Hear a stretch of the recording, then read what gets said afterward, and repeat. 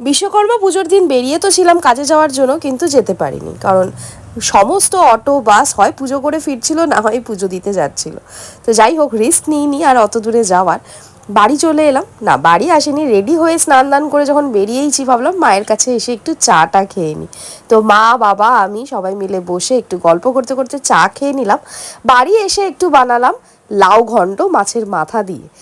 লাউ কুচিয়ে রান্না করার সময় যখন পেয়েছি, তো মাছের মাথাটা ভাবলাম ঝোলে না দিয়ে এইভাবেই বানাই। আর বানিয়েছিলাম রুই মাছের ঝোল।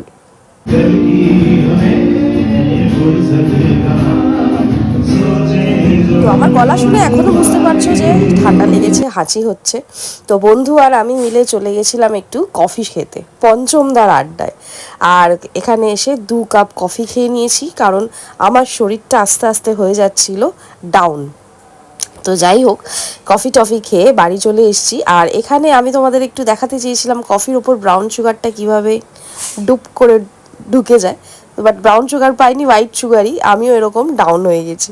আর বাড়ি এসে এদের দেখো, এদের কাণ্ড কারখানা কারনামা দেখতে দেখতে দিন যায়। দেখো কি করছে, পাশে দুজন ঘুমাচ্ছে, এ করে যাচ্ছে, খুঁচিয়ে যাচ্ছে, ও একটু ঘুমোতে চাইছে, এরকম কে করে। তারপরে দেখো কি করে যাচ্ছে, এক হাত নাড়াচ্ছে, মানে কার্টুন।